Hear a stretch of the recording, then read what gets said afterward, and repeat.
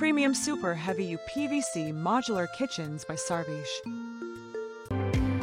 Make Howrah Pay your trusted partner for all your payout needs.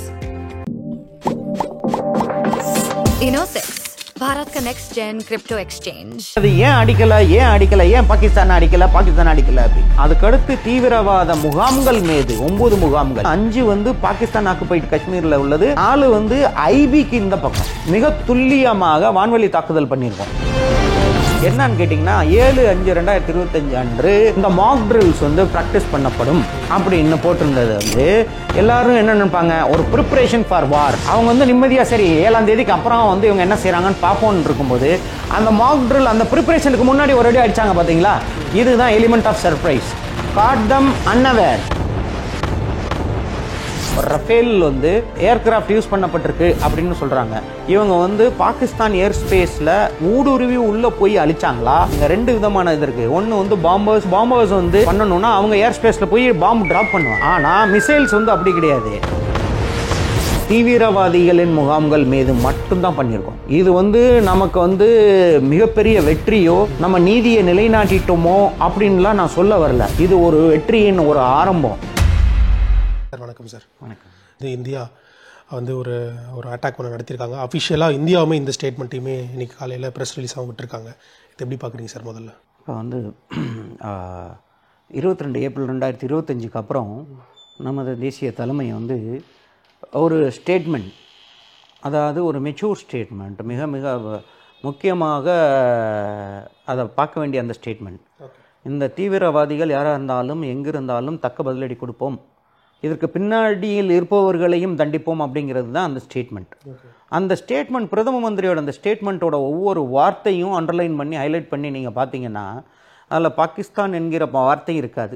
அந்த 22 ஏப்ரல்ல இருந்து இன்னைக்கு வந்து ஒரு 14 நாட்கள் கழிச்சு இந்த ஒரு இது நடந்திருக்கு. இப்போ இந்த 14 நாட்களுக்கு ஊடகங்கள்லையும் சரி மற்ற இதுலையும் சரி ஒவ்வொருத்தரும் தெரிந்தவர் தெரியாதவர், அறிந்தவர் அறியாதவர், படித்தவர் படிக்காதவர் எல்லாமே கேட்டது ஏன் அடிக்கல ஏன் பாகிஸ்தான் அடிக்கல அப்படின்னு.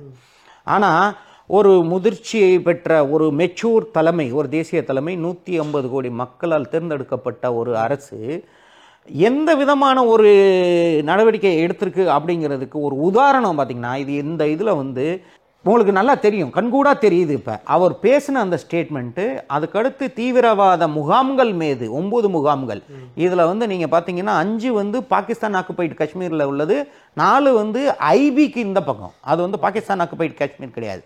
அதில் மிக முக்கியமான 2 இது வந்து நான் அப்புறமா பேச வருவேன். இப்போ இந்த 5+4 இந்த 9 முகாம்களை மிக துல்லியமாக வான்வெளி தாக்குதல் பண்ணியிருக்கோம். இப்போ இதில் வந்து இந்த வான்வெளி தாக்குதல் அப்படிங்கிறத வந்து யார் மேலே, இன்னமும் நான் இன்னொரு தடவை சொல்கிறேன், தீவிரவாதிகளின் முகாம்கள் மீது மட்டும்தான் பண்ணியிருக்கோம். இது வந்து நமக்கு வந்து மிகப்பெரிய வெற்றியோ நம்ம நீதியை நிலைநாட்டிட்டோமோ அப்படின்லாம் நான் சொல்ல வரல.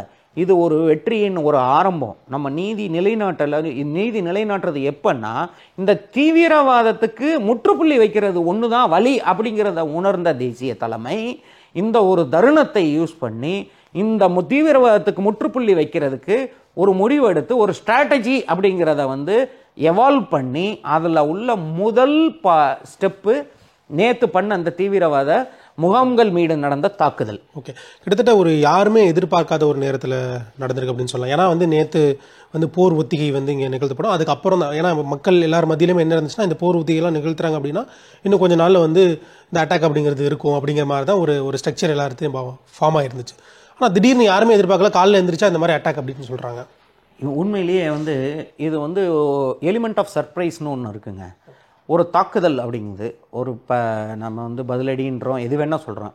ஒரு வார்ஃபேர்லேயோ ஒரு இது வந்து என்ன பார்த்திங்கன்னா, ஒரு தாக்குதல் நடத்துறது வந்து எதிரி நாடு இல்லை எதிரி வந்து எதிர்பார்க்காத தருணத்தில் எதிர்பார்க்காத இடத்துல நம்ம அடிக்கும்போது அதனுடைய முழு விளைவு வந்து தெரியும். இப்போ வந்து ஒருத்தன் வந்து நான் எதிர்பார்த்த இடத்துல அவன் இந்த நேரத்தில் வருவாங்க, இப்போ பிஓகேல நம்ம வந்து இது பண்ணி வரப்போகிறோம் அப்படின்னா அங்கே அவன் ஃபுல் டிஃபென்ஸ் இருக்கும்போது நம்மளுடைய முயற்சி வந்து முழு வெற்றி அடைகிறதுக்கு வாய்ப்பு ரொம்ப ரொம்ப கம்மி. அப்படி இருக்கும்போது இந்த எலிமெண்ட் ஆஃப் சர்ப்ரைஸ் வந்து அனைத்து விதமான வார்ஃபேர்லேயும் மிக முக்கியமான எலிமெண்ட். நம்ம எப்போ அடிக்க போகிறோம், எங்கே அடிக்க போகிறோங்கிறத வந்து கடைசி வரைக்கும் டாப் சீக்ரெட்டாகவே வச்சிட்டு இருந்து அடிக்கும் போது தான் எதிரிக்கு தெரிய வரணும். அவனுக்கு எந்த ஒரு அதை ப்ரிப்பேர் பண்ணுறதுக்கு, அவன் டிஃபென்ஸ் ப்ரிப்பேர் பண்ணுறதுக்கு எந்த ஒரு சான்ஸும் கொடுக்காம அடிக்கிறது. அதை தான் வந்து இதை வந்து இப்போ வந்து நிரூபிச்சிருக்கு. நம்ம தேசிய தலைமை வந்து செஞ்சது வந்து ஒரு பியூட்டிஃபுல்லான ஒரு டாக்டிக்ஸ். பார்த்தீங்கன்னா ஒரு அந்த பார்டர் டிஸ்ட்ரிக்ட்ஸ் ஃபிரோஸ்பூர்லேருந்து எல்லாமே பார்த்தீங்கன்னா கடந்த 5-6 நாட்களாகவே வந்து இந்த மாக் ட்ரில்ஸ் பண்ணி அந்த அங்கே உள்ள பங்கர்ஸ், அந்த கான்க்ரீட் பங்கர்ஸ் எல்லாம் ஆல்ரெடி க்ளீன் பண்ணி ரெடி பண்ணி, எப்படி இருந்தாலும் ஆர்ட்டிலரி ஃபயரிங் வரும், அது வரும் அப்படிங்கும்போது அவங்க அந்த ரிவர்ஸ் பண்ணி 2003க்கு அப்புறம் மக்கள் மறந்துட்டாங்க, அந்த ட்ரில் மறந்துட்டாங்க. அதெல்லாம் இது பண்ணி இனிமேல் வந்து ஆர்ட்டிலரி ஷெல்லிங் ஆச்சுன்னா பங்கருக்குள்ள போகணும் அப்படின்னு அவங்க ரிவர்ஸ் பண்ணிட்டு இருக்கிற அந்த காலகட்டத்தில் நேற்று உள்துறை அமைச்சகத்தால் ஒரு கைட்லைன் கொடுக்கப்பட்டுச்சு. என்னன்னு கேட்டிங்கன்னா 7/5/2025 அன்று மற்ற 244 கேட்டகரைஸ்டு சிவில் டிஃபென்ஸ் டிஸ்ட்ரிக்ட்ஸில் வந்து இந்த மாக் ட்ரில்ஸ் வந்து ப்ராக்டிஸ் பண்ணப்படும் அப்படின்னு போட்டிருந்தது. வந்து எல்லாரும் என்ன நினைப்பாங்க, ஒரு ப்ரிப்பரேஷன் ஃபார் வாருக்கு ப்ரிப்பேர் பண்ணுறாங்க அப்படின்னா அந்த ப்ரிப்பரேஷனுக்கு அப்புறம் தான் அந்த வார் வரப்போகுது, அடிக்க போகிறாங்க அப்படின்னு எதிர்பார்த்துக்கிட்டு இருக்கும்போது அவங்க வந்து நிம்மதியாக சரி 7ஆம் தேதிக்கு அப்புறம் வந்து இவங்க என்ன செய்கிறாங்கன்னு பார்ப்போன்னு இருக்கும்போது அந்த மாக் ட்ரில் அந்த ப்ரிப்பரேஷனுக்கு முன்னாடி ஒரு அடி அடிச்சாங்க. பார்த்தீங்களா, இதுதான் element of surprise. Caught them unaware. அவங்களுக்கு இது வந்து எதிர்பார்க்காத ஒரு தருணம். இந்த இடத்துல அடிச்சது வந்து ஒரு எஃபெக்டிவ்னஸ், அந்த எஃபெக்டிவ்னஸ் வந்து ஃபுல்லாக கிடைச்சிருக்கும்னு நான் நம்புறேன். ஒரு 25 மினிட்ஸுக்குள்ள ஒரு 9 ஏரியாஸ் வந்து அதுவும் பக்கத்து கண்ட்ரியில் வந்து அட்டாக் பண்ணுறாங்க அப்படின்னா எவ்வளோ ஹை எண்டான ஒரு வெப்பன்ஸையும் ஹை எண்டான மெஷினரிஸையும் இதில் வந்து யூஸ் பண்ணியிருப்பாங்கன்னு நினைக்கிறீங்க சார்? இது எந்த மாதிரி ஒரு வெப்பனால் தாக்கப்பட்டது? ரஃபேல் வந்து ஏர்கிராஃப்ட் யூஸ் பண்ணப்பட்டிருக்கு அப்படின்னு சொல்கிறாங்க. அப்படி யூஸ் பண்ணப்பட்டிருந்தா எந்த ஏர்பேஸ்லேருந்து இந்த ரஃபேல் போச்சு, இல்லை நம்ம விக்ராந்த் ஏர்கிராஃப்ட் கேரியர்லேருந்து போன ரஃபேல்ஸா, எங்கே இருந்து கிளம்பி போச்சு, இவங்க வந்து பாகிஸ்தான் ஏர் ஸ்பேஸில் ஊடுருவி உள்ளே போய் அழிச்சாங்களா? இங்கே 2 விதமான இது இருக்குது. ஒன்று வந்து பாம்பர்ஸ், ஒன்று வந்து இது. இப்போ வந்து பாம்பர்ஸ் வந்து பண்ணணும்னா அவங்க ஏர் ஸ்பேஸில் போய் பாம்பு ட்ராப் பண்ணுவாங்க. ஆனால் மிசைல்ஸ் வந்து அப்படி கிடையாது. நம்மளுடைய ஏர்ஸ்பேஸ்ல இருந்து மிசைல்ஸை வந்து மேலே இருந்து கரெக்டாக ப்ரிசிஷனாக வந்து நம்ம அட்டாக் பண்ண முடியும். அவங்க ஏர் ஸ்பேஸ்க்குள்ளே போக தேவையில்லை. ஸோ இவங்க மிசைல்ஸும் யூஸ் பண்ணியிருக்காங்க, பாம்பர்ஸும் யூஸ் பண்ணியிருக்காங்கன்னா பாம்பர்ஸை வந்து ஊடுருவ அவங்க ஏர் ஸ்பேஸை வயலேட் பண்ணாமல் நம்மளால் பண்ண முடியாது. ஸோ எந்த விதமான வந்து ஒரு வெப்பனை யூஸ் பண்ணாங்க, இந்த மாதிரி மிசைல்ஸ் அண்ட் பாம்ஸ் யூஸ் பண்ணாங்கங்கிறது வந்து அரசு அதிகாரப்பூர்வ அறிவிப்பு கொடுக்காத வரைக்கும் நம்மளால் யூகிக்கவே முடியாது. அந்த அளவுக்கு நம்ம எக்ஸ்பர்ட்ஸ் வந்து யாருமே கிடையாது. அதே மாதிரி அது ஏற்படுத்திய விளைவுகளை அதில் உள்ள போஸ்ட் ஸ்ட்ரைக் டேமேஜ் அசஸ்மெண்ட் வந்து அரசு அறிவிக்கும். காலையில் நடந்த இந்த அஃபிஷியல் ப்ரெஸ் மீட்டில் நம்ம சைட்லேயும் தாக்குதல் நடத்தப்பட்டுச்சு, அதில் எந்த அப்பாவி மக்கள் யாருக்குமே எந்த சேதாரமும் இல்லை அப்படிங்கிற ஸ்டேட்மெண்ட்டை நம்ம சைட்லேயும் தெளிவாக சொல்லியிருந்தாங்க. ஆனால் பாகிஸ்தான் தரப்புலேருந்து கிட்டத்தட்ட ஒரு 8 அப்பாவி மக்கள் வந்து உயிரிழந்திருக்காங்க, ஒரு குழந்தை வந்து உயிரிழந்திருக்கலாம் அப்படின்னு நாங்கள் எண்ணுறோம் அப்படிங்கிற மாதிரி ஒரு விஷயத்தை வந்து சொல்லியிருந்தாங்க. மசூத் ஆசாரோட தலைமையில் இருக்கிற அந்த தீவிரவாத இயக்கம் வந்து சில வருடங்களுக்கு முன்னால் வந்து உலக அரங்கில் வந்து உலக நாடுகள் எல்லாமே பேன் பண்ண ஒரு தீவிரவாத இயக்கம். அப்படி இருக்கும்போது பாகிஸ்தான் மசூத் அசார் மற்றும் அவர்களுடைய தீவிரவாதிகளை காப்பாற்றுவதற்காக அவங்கள வந்து பகவல்பூருங்கிற ஒரு இடத்துல அவங்களோட தலைமையை ரெடி பண்ணி அவங்கள வந்து ஒரு ட்ரஸ்ட் அறக்கட்டளை மாதிரி நிறுவிச்சு அங்கே வந்து அவங்க ஷிஃப்டிங் பண்ணாங்க. பகவல்பூரில் இவங்க பண்ண அந்த அறக்கட்டளைன்ற பேரில் தீவிரவாதிகளை இது பண்ணிக்கிட்டு இருந்த அந்த மதராசாவும் அந்த மாஸ்க்கும் அங்கே வந்து நம்ம டார்கெட் பண்ணது வந்து உண்மை. ஆனால் அந்த நேரத்தில் அங்கே பொதுமக்கள் என்ன செஞ்சாங்க, பொதுமக்களுக்கு ஒரு மதராசாவுக்கோ ஒரு மாஸ்க்குக்கோ நைட்டு 1 மணிக்கு அங்கே என்ன வேலை, அங்கே யாரும் போக வேண்டிய அவசியமே கிடையாது. அப்படியே இருக்கும்போது இது வந்து ஒரு ஒரு ப்ராபகண்டா. ஆனால் வந்து நம்ம வந்து அந்த மாஸ்கோ அந்த மதராசாவோ நம்மளுடைய இலக்கு கிடையாது, அங்கே உள்ள தீவிரவாதம் நம்மளுடைய இலக்காக இருந்தது. அதனால் இதை நம்ம அடித்தோம். அவங்க வந்து பாகிஸ்தான் என்கிற நாடு இராணுவ கட்டுப்பாட்டில் இருக்கிற நாடு, அந்த இராணுவத்தை கட்டுப்படுத்துகிற தீவிரவாதம் எப்பயுமே இந்த ப்ராபகண்டா வார்ஃபேர் அப்படிங்கிறது பண்ணுவாங்க. அவங்க கொடுக்குற அந்த இது தகவல்கள் அந்த நியூஸ் மீடியா எல்லாத்துக்கும் கொடுக்குறது எல்லாமே சித்தரிக்கப்பட்டவைகளாக தான் இருக்கும், இந்தியாவுக்கு அகெயின்ஸ்டான ஒன்றா இருக்கும். இன்னொரு நியூஸில் பார்த்தீங்கன்னா அவங்க வந்து நம்மளுடைய 5 ஃபைட்டர் ஏர்கிராஃப்ட் அடித்து வீழ்த்திட்டாங்க அப்படின்ட்டு. அது வந்து எப்படி வாய்ப்பே இல்லை. நம்ம வந்து அவங்க ஏரியாவுக்குள்ளேயே போகல அப்படிங்கும்போது ஊடுருவியே போகலை அப்படிங்கிற ஒரு சுச்சுவேஷனில் அது இருக்காது. நம்ம வந்து ஸ்டாண்ட் ஆஃப் பண்ணியிருக்கோம் அப்படிங்கிறது அதாவது இதுவும் வந்து உறுதிப்படுத்தப்படாத தகவல், இது அரசு கொடுத்த தகவல் கிடையாது. இதில் என்ன அப்படின்னா நம்மளுடைய அந்த ஸ்கால்ப் மிசைல் வந்து it has got a capability நம்மளுடைய ஏர் ஸ்பேஸ்லேருந்து அங்கிட்டு ஒரு 30-35 கிலோமீட்டர் வரைக்கும் எங்கேஜ் பண்ணக்கூடிய ஒரு துல்லியமாக எங்கேஜ் பண்ணக்கூடிய ஒரு மிசைல் அது யூஸ் பண்ணப்பட்டிருக்கிறதாகவும் இன்னும் ஒரு ஹேமர் அப்படிங்கிற அந்த ஒரு மிசைல்ஸ் இந்த சிஸ்டம் யூஸ் பண்ணியிருக்கிறதாகவும் நான் வந்து இது வரைக்கும் கேள்விப்பட்டிருக்கேன். அதனால் வந்து அவங்க சொல்கிற 5 ஏர்கிராஃப்ட் பண்ணாங்கன்னு நம்ம எத்தனை ஏர்கிராஃப்ட் யூஸ் பண்ணோம்னு இன்னும் நம்ம நாட்டுக்கே தெரியாது.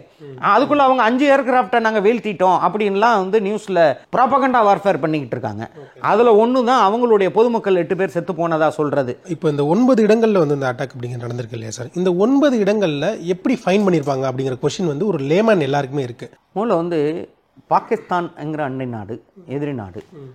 இப்போ வந்து அந்த பக்கம் என்ன வில்லேஜஸ் இருக்குது ரைட்டுங்களா, அங்கே எவ்வளோ பாப்புலேஷன் இருக்குது, அங்கே ஷியா முஸ்லீம்ஸ் எவ்வளவு, சுன்னி முஸ்லீம்ஸ் எவ்வளவு, இது எல்லாமே நம்மகிட்ட இருக்குது. புரியுதுங்களா? நம்மளுடைய இன்டெலிஜென்ஸ் அப்படிங்கிறது வந்து என்னென்னா அங்கே வந்து ஆர்மி வந்து எங்கே இருக்காங்க, பிஎஸ்எஃப் எங்கே இருக்காங்க, அவங்களுடைய படை பலம் எங்கெங்கே இருக்குது அப்படிங்கிறத பார்க்குறது மட்டும் கிடையாது. இதோடு சேர்ந்து இந்த 79க்கு அப்புறம் அந்த தீவிரவாதம் வந்து தலைவிரித்து ஆட ஆரம்பிக்கும் போது இவங்க எங்கேருந்து இந்தியாவுக்குள்ளே வர்றாங்க, அந்த லான்ச் பேடு அது எங்கன்னு நமக்கு வந்து ஹியூமன் இன்டெலிஜென்ஸ் சொல்லுவாங்க. நம்மளுடைய சோர்ஸ் அந்த பக்கம் இருக்காங்க, அதே மாதிரி பாகிஸ்தானோட சோர்ஸ் இந்த பக்கம் இருக்காங்க.